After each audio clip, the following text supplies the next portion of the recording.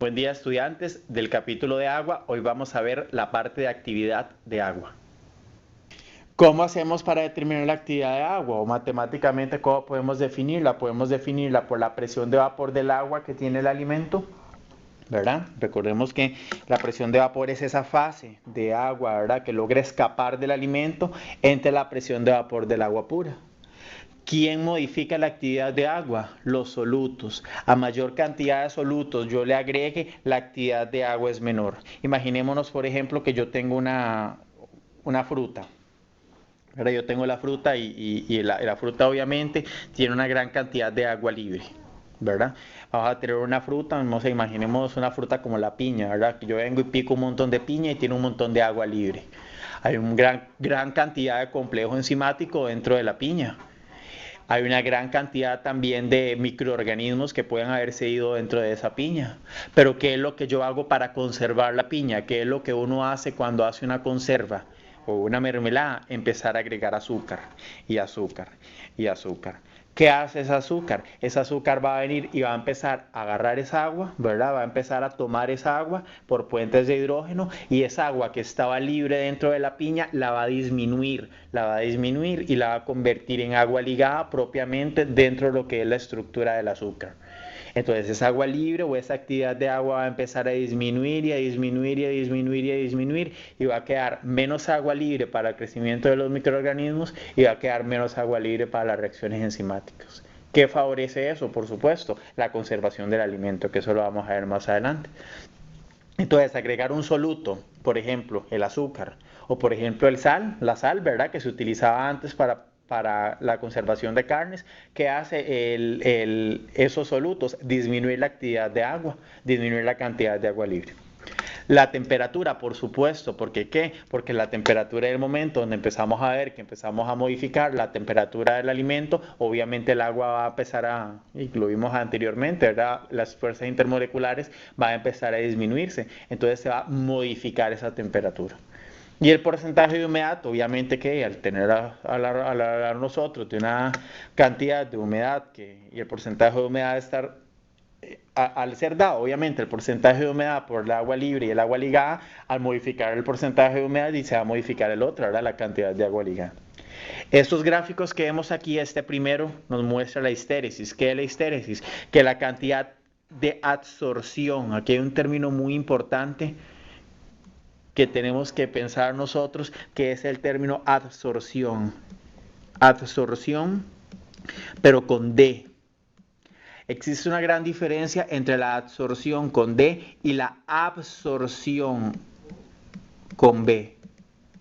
¿Y cuál es la diferencia entre absorción con D y absorción con B? La primera con D de dedo, ¿verdad? Absorción es cuando una molécula se queda adherida a la superficie.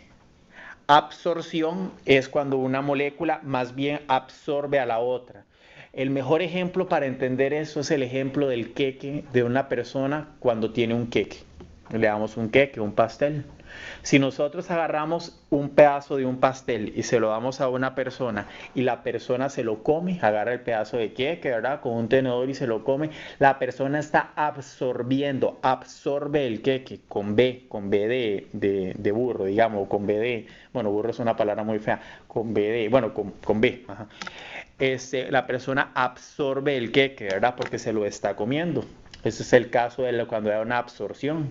Si en vez de agarrar ese queque, agarramos a la persona y en vez de que la persona se lo coma, agarramos ese queque y se lo tiramos en la cara, ¿verdad?, lo dejamos completamente lleno, como se ve en las fábulas, ¿verdad?, y la persona se llena por completo de queque, la persona ahí ya no está absorbiendo el queque, sino que el queque se queda pegado sobre la superficie de la persona. Eso es la absorción, ¿verdad?, con D. Entonces, en el caso de la actividad de agua, obviamente la mayoría o prácticamente todo el fenómeno de actividad de agua se va a dar por un fenómeno de absorción, ¿verdad? Simplemente el agua se va a quedar adherida sobre la superficie del alimento. Entonces veamos que en la medida que nosotros vamos aumentando la actividad de agua, aumentando la cantidad de agua libre, se va a dar una mayor cantidad de absorción. En el momento en donde nosotros disminuimos la actividad de agua, en vez de absorberse, vamos a empezar más bien a quitar esa actividad de agua. ¿verdad? El hecho de que la absorción, que es donde el agua se queda ligada, y la desorción, que es donde el agua se desliga, no se den en la misma ruta, ¿verdad? O sea, que esta misma ruta no sea de absorción, no sea la misma que la desorción, sino que quede este espacio que queda aquí en el medio, es lo que nosotros le llamamos la histéresis, ¿verdad? Eso es el término que inclusive viene en el libro de texto, que es el término de histéresis, que es algo que ocurre en la mayoría de los alimentos, y razón por la cual muchas veces los alimentos, en el momento donde nosotros modificamos las condiciones de humedad y las intentamos volver a restablecer, eso no siempre ocurre. Y aquí vemos, además, en la siguiente gráfica vemos que la actividad de agua depende de la temperatura, de forma tal que al aumentar la temperatura, lo dijimos anteriormente, a aumentar la temperatura, ¿qué pasa? Logramos disminuir esas fuerzas intermoleculares y vamos a tener mayor cantidad de agua libre, o sea, mayor actividad de agua. Veamos que entonces cuando pasamos de 15 a 20, a 25, a 30, la actividad de agua va aumentando. ¿Por qué? Y por supuesto, porque hay mayor cantidad de agua libre. Los alimentos, esta filmina es extremada, pero extremadamente importante. Yo diría que es como la espina dorsal de esta presentación. Los alimentos que van a ser mayor o más estables dentro del anaquel, o que van a perdurar más tiempo en el supermercado, ¿verdad? Sin ponerse malos, van a ser aquellos alimentos con actividad de agua intermedia. Entonces, esta actividad de agua intermedia con los alimentos, bueno, la actividad de agua va desde valores de 0 hasta valores de 1. Los alimentos con actividad de agua intermedia son aquellos que se considera que están entre 0,65 y 0,86 y con estos porcentajes de agua. ¿Cuáles son? Por ejemplo, la leche evaporada. ¿Cuánto dura una leche evaporada? Tiempos, ¿verdad? De tiempos ahí. Las conservas, que por eso le llamamos conservas, ¿verdad? Porque se pueden conservar, ¿verdad? Duran mucho tiempo. La jalea, las mermeladas. Los néctares también, que duran bastante. Esos tienen la ventaja que tienen poca agua, pero tienen suficiente agua como para formar una capa de protección, ¿verdad? A los alimentos, que ahorita vamos a ver qué funciona. Entonces, conociendo qué es lo que sucede en esos alimentos con actividad de agua alta y con actividad de agua baja, es cuando vamos a ver por qué los de actividad de agua intermedia sí son tan estables. Entonces, ¿qué sucede con los de actividad de agua muy alta? Hay demasiada agua. ¿Qué pasa? Esta cantidad de agua tan grande hace que haya mucha agua disponible para que todos estos microorganismos que están aquí empiecen a proliferar, empiecen a reproducirse, empiecen a nadar, empiecen a modificar cosas dentro del alimento. No vamos a entrar en detalles porque eso le toca al curso de microbiología de alimentos, ¿verdad? No a este. Pero todos estos microorganismos van a empezar a tener campo para empezar a proliferar dentro del alimento. Además, se van a dar otro montón de reacciones. Todas las reacciones enzimáticas, bueno, prácticamente la mayoría de reacciones o las reacciones que se dan dentro de los alimentos necesitan de un medio para que una molécula reaccione con otra, ¿verdad? Cuando son reacciones enzimáticas, inclusive se necesita de un medio para que la enzima se encuentre con el sustrato. ¿Y cuál es ese medio a través del cual todas esas moléculas viajan? El agua. Si quitamos suficiente cantidad de agua para que no haya tanta, para que esa enzima y ese sustrato se encuentren, ¿qué pasa? Esas reacciones empiezan a dejar de darse. Entonces, esa es la razón por las cuales los alimentos con actividades muy grandes de agua, alimentos con mucha agua, no tienen suficiente estabilidad dentro de los alimentos. Además, actividades de agua muy grandes van a favorecer la reacción de Maillard. Esa es una reacción que vamos a ver más posteriormente. Es una reacción importantísima dentro de la química de los alimentos que hace que los azúcares reaccionen con residuos de aminoácidos, ¿verdad? Y nos den unos compuestos que se llaman melanoidinas, pero esa la vamos a ver más adelante. ¿Qué pasa si en vez de dar mucha agua ponemos demasiada poca agua? Si ponemos demasiada poca agua sucede lo siguiente. El alimento, nosotros lo habíamos dibujado aquí anteriormente en esta filmina que está aquí. Este alimento que yo dibujé en la esquina inferior derecha, aquí lo estoy subrayando, le hemos puesto una primera capita de agua. Si quitamos esa primera capita de agua, ese alimento, digámoslo así, queda, entre comillas, desnudo de agua, ¿verdad? O sea, expuesto a la superficie. Estamos quitándoles agua. Entonces este pobre alimento queda obviamente, ¿verdad?, susceptible a un montón de cosas, porque el agua ya no lo protege. Entonces viene el oxígeno, que es uno de los más complicados, ataca ese alimento que está aquí, y donde empieza a atacar ese alimento que está aquí, porque esta agua no está, empieza a darse este tipo de reacciones que son reacciones de oxidación. ¿Qué se oxida? Principalmente la grasa. Entonces empieza a dar algo, un fenómeno que más adelante vamos a ver en un capítulo de lípidos, que se llama ranciedad oxidativa, que es lo que le sucede a las grasas una vez que el oxígeno empieza a atacar sobre ellas. Eso es un mecanismo de radicales libres que se dispara con casi nada, ¿verdad? Se dispara rapidísimo y hace que los alimentos se empiecen a poner malos, ¿verdad? Obviamente. Y además de que sucede esto, se favorece otra reacción muy parecida a la reacción de Maillard. Igual es una reacción que, al igual que la reacción de Maillard, se llama una reacción de oscurecimiento no enzimático, pero que se llama caramelización. Es una reacción de condensación, de pérdida de agua, que la vamos a ver más adelante, una reacción de polimerización. Entonces, no podemos tener ni muy poca agua ni mucha agua, tenemos que tener el agua en el medio. Entonces esa es la razón por la cual, bueno, ya creo que está más que claro, ¿verdad? Porque los alimentos con actividad intermedia de agua son alimentos sumamente estables. En cuanto al congelamiento de los alimentos, bueno, ya vimos en una filmina pasada, ¿verdad? O una de las cosas que vimos anteriormente, que cuando congelamos el agua se acomoda de tal forma que dentro de ella queda aire acomodado, ¿verdad? Gracias a la estructura propiamente de tetraedro y al ángulo que presenta el agua una vez que se forma en su forma sólida, ¿verdad? Entonces, si nosotros tenemos que el hielo ocupa un volumen mayor que lo que ocupa el agua, ya habíamos dicho anteriormente, esa es la razón por la cual el hielo flotaba por encima del agua, ¿verdad? Aquí estamos dibujando el agua y el hielo flotando sobre el agua. Entonces, a partir de una cantidad de agua que ocupa un volumen, una vez que nosotros congelamos este volumen se va a hacer mayor. Eso nos explica por qué muchas veces cuando guardamos el agua en una botella, ¿verdad?, en el congelador, el mismo hielo se empieza a formar y la botella se revienta, ¿verdad? Porque obviamente el hielo ocupa un volumen mayor que lo que ocupa el agua. Entonces, esa es la razón por la cual se nos revientan tantos frascos de plástico dentro del congelador. Entonces, al nosotros tener que congelar un alimento, cuando nosotros congelamos cualquier cosa, siempre se nos van a favorecer dos procesos. El primero es la formación de cristales, que lo vamos a dibujar aquí abajo. La formación de cristales, ¿verdad? El segundo proceso es, una vez que el cristal ya se formó, van a venir otras moléculas y se van a empezar a depositar sobre ese cristal. Entonces, el primero es la formación, el segundo es el crecimiento. Esos tienen nombres específicos en química que aquí no vamos a mencionar porque no vienen al caso, pero lo vamos a poner así, ¿verdad? Vamos a decir que la formación, ¿verdad?, y el crecimiento. Que una vez que ya se formó uno, el agua se empieza a depositar y empieza a crecer, a hacerse el cristal más grande. ¿Qué pasa? Cuando nosotros congelamos un alimento, estamos congelando células, ¿verdad? Si el alimento es vegetal, un brócoli, ¿verdad?, una zanahoria, tiene tejido vegetal, tiene células vegetales. Si el alimento es animal, propiamente de una carne, o si viene de un tejido animal, tiene obviamente células animales.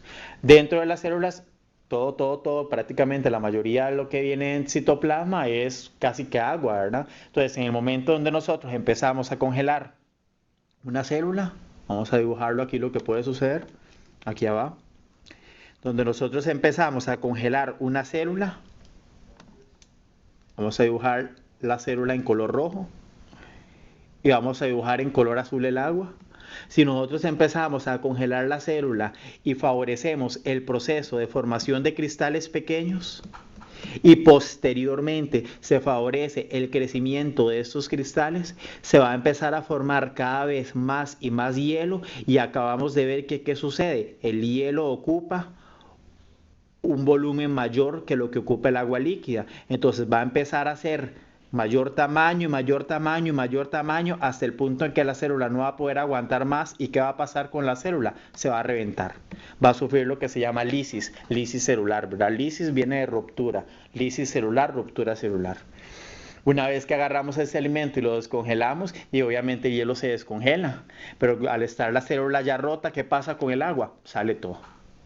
Esa es la razón por la cual cuando hay mal congelamiento, ¿qué sucede? Rompemos todas las células y ¿qué pasa? Cuando descongelamos eso, el tejido se ve espantoso, ¿verdad? La carne ya se ve horrible, cambió de forma y todo, y igual sucede con el caso de los vegetales. ¿Qué es lo que tenemos que hacer entonces nosotros? Congelar, pero congelar rápido. ¿Por qué? ¿Qué favorecemos al congelar rápido nosotros? Al congelar rápido favorecemos que en vez de que se dé el crecimiento de los cristales, se formen un montón de cristales pequeños. Se forma un montón de cristales pequeños y todos ellos se forman tan rápido que no queda agua disponible para que ninguno de estos crezca. Entonces, ¿qué sucede? Es cierto, el agua se congela, el agua dentro de las células se congela, pero al no darse un crecimiento de cristales, la célula no necesita estar sometida a esas presiones tan grandes dentro de ella, entonces no se da la ruptura celular. Entonces, ¿cómo tiene que ser el congelamiento de los alimentos? Rápido. ¿Para qué? Para favorecer la formación de cristales y no el crecimiento de ellos. Porque el momento donde nosotros vamos favoreciendo el crecimiento por calentamientos muy lentos, vamos a favorecer la lisis celular y una vez que favorecemos eso, el alimento al momento de estar descongelado nos cambia por completo de textura. Esa es una de las responsabilidades más grandes de la industria que vende alimento precongelado, ¿verdad? Obviamente para meter al horno, si quiere ofrecer un producto de calidad, necesita tener un sistema de enfriamiento lo suficientemente rápido que obviamente un congelador casero jamás nos va a dar eso. Más adelante también, bueno, hablando de esto de congelamiento de los alimentos, más adelante también cuando veamos otros temas ya más aplicados, vamos a ver, sobre todo en el siguiente curso, vamos a ver que en el caso de la formación de los helados, esta cristalización rápida es importante, ¿verdad? Para que no se den esos fenómenos de crecimiento de cristales que cuando vemos un helado ya con un pedazo de hielo formado, obviamente eso el consumidor no lo consume, ¿verdad? Eso vamos a ver que el procesamiento de los helados, eso es extremadamente importante. Dureza del agua, que es lo que consideramos como agua dura, aquella agua que tiene contenidos de carbonatos de calcio, carbonatos de magnesio anormalmente altos. Veamos que aquí vemos la dureza del agua se mide en partes por millón de carbonato de calcio. Hay lugares como por ejemplo aquí en Costa Rica, lugares como Cañas Guanacaste, como Nicoya, que tienen aguas anormalmente altas, ¿verdad? Que son aguas que vienen con una gran cantidad de carbonato de calcio y que no son aptas para el consumo. Hay otros lugares que vienen con, caso de Costa Rica, con aguas con una menor cantidad de dureza, pero ¿qué es lo que nos interesa a nosotros en la dureza? Principalmente lo siguiente, esos depósitos calcáreos o eso blanco que vemos en los baños, esa mancha que nunca se quita del baño, por más que uno le pase jabón y agua, ¿verdad? Que se quita con vinagre, pero bueno, ¿qué es eso? Un montón de carbonato de calcio que está precipitado. Esa es la razón por la cual todo ese carbonato de calcio que proviene en el agua empieza a tapar las tuberías. Y esa es la razón por la cual la ducha, conforme va pasando el tiempo, deja de echar agua, ¿verdad? Empezamos con una ducha que echa bastante agua, conforme va pasando el tiempo un huequito se tapa, después se tapa el otro, conforme van pasando los años, de todos los huequitos sirven bien poquitos, ¿verdad? Entonces, esa es la razón por la cual todas estas tuberías se nos van, se va formando esos depósitos calcáreos. ¿Cómo hacemos para quitar esa dureza del agua? Por supuesto, sería la razón sería, o la forma más importante sería por destilación. Pero obviamente en el caso de la casa de uno es bastante difícil empezar a destilar agua, ¿verdad? Porque el destilador es un aparato y pues bastante caro. ¿Qué sucede en el caso de los alimentos? Estos metales que están aquí, ¿verdad? O estos, bueno, son metales, calcio y magnesio, van a interferir en muchos procesos químicos. El primero, por ejemplo, en la coloración. Veamos ahí esos brócolis que están bastante amarillos y bastante feos. ¿Qué es lo que sucede? En este caso, una gran cantidad iónica, ¿verdad? O una gran cantidad de iones dentro de la solución van a interferir dentro de lo que es la coloración propiamente del vegetal. Más adelante vamos a ver que la clorofila puede sufrir procesos de feofitinización. Eso es una reacción que ocurre dentro de lo que es la pigmentación de la clorofila. Y bueno, esto es algo que le puede suceder tanto a la clorofila o otras reacciones diferentes que le pueden sufrir a otros pigmentos tipo carotenoide, ¿verdad? Que obviamente al romperse la estructura de ellos, la coloración del vegetal va a cambiar. Entonces, esta coloración de los vegetales cambia o es afectada por la dureza del agua. Otra de las aplicaciones que también viene en el libro, que es muy muy bonita, es esta, la de las masas de panificación. Más adelante vamos a ver que las reacciones de fermentación que se dan en un pan, ¿verdad? Bueno, eso se verá en el curso posterior, pero las reacciones de fermentación que se dan en el pan se dan gracias a la presencia de levaduras, que obviamente van a tomar todos los azúcares o todas las fuentes de azúcares y las van a oxidar por ciertas vías metabólicas a compuestos como el CO2, que es el gas que hace que el pan crezca, ¿verdad? Y tome una estructura y después quede esponjoso. ¿Qué pasa si hay suficiente carbonato de calcio? Hay una cantidad digámoslo así, hay una gran cantidad de iones en disolución, para no utilizar términos tan groseros, hay una gran cantidad de iones en disolución que por una comportamiento osmótico, inclusive podríamos decir, podrían afectar el desempeño o podría afectar la vida de las levaduras, ¿verdad? Que son organismos vivos. Al afectar la vida de las levaduras, estas levaduras no van a ser capaces de dar esas fermentaciones, ¿verdad? Esas fermentaciones alcohólicas y acéticas que se dan propiamente dentro de ellas, y no se da la formación del CO2. Entonces sería un pan que fue elaborado con agua con suficiente dureza, un pan que es poco probable que crezca lo que tiene que crecer, ¿verdad? Y eso nos daría por rendimientos de masa en cuanto a volumen, si estamos hablando de panadería, rendimientos en masa en cuanto a volumen muy pobres y rendimientos de calidad en cuanto a suavidad o dureza del pan, pues también bastante poco... bastante malos, ¿verdad? Obtenemos productos de mala calidad. Y bueno, propiamente aquí tenemos algo que para nadie es un secreto, ¿verdad? Lo que es la escasez de agua potable, sobre todo en el mundo. Primero, algo que se da en todos los países, incluyendo Costa Rica, ante gobiernos que cada vez están más ausentes, ¿verdad? Dentro de lo que son las problemáticas y que parece que no se involucran en problemas de la población, problemas de contaminación. Esta foto no es de aquí, que por dicha no es de aquí, de Costa Rica, ¿verdad? Pero bueno, es un problema de contaminación que se da a nivel mundial. Esa foto es mexicana, ¿verdad? De un lugar que hay escasez de agua a nivel de México, pero son cosas que ya inclusive en ciertas partes de este país han empezado a ocurrir. Esta otra foto es la escasez que se dio el año pasado de agua, de lluvias a nivel de Guanacaste y la muerte de ganado, ¿verdad? Obviamente ya sabemos que todo esto es un ciclo, quitar el agua, se quita la fotosíntesis, al quitar la fotosíntesis se quita la alimentación de los heterótrofos, al quitar la alimentación de los heterótrofos, bueno, eso es una cadena, ¿verdad? Pero eso es una situación que lamentablemente se está empezando a dar. Y ya para finalizar, ¿verdad? Lo que nos espera a todos, que ojalá que nunca suceda, pero es que algo que está por venir, ¿verdad? La famosa escasez de agua en el mundo y la famosa conflictos por el agua, ¿verdad? Que como podemos ver, sin agua no hay alimentos y sin alimento no es vida, ¿verdad? Entonces simplemente es hacer conciencia, ¿verdad? De la importancia del agua, la importancia de conservarla, y al menos lo que podamos conservar en la casa, ¿verdad? Aunque a veces con la industria y con otros países es complicado porque, bueno, todo el mundo sabe de lo que se habla. Hay muchos conflictos de interés de por medio, pero por lo menos tratar de hacer nosotros algo desde donde podamos hacerlo. Esperamos que estos contenidos de actividad de agua y estabilidad de los alimentos sean de su provecho para su vida como profesionales y como estudiantes.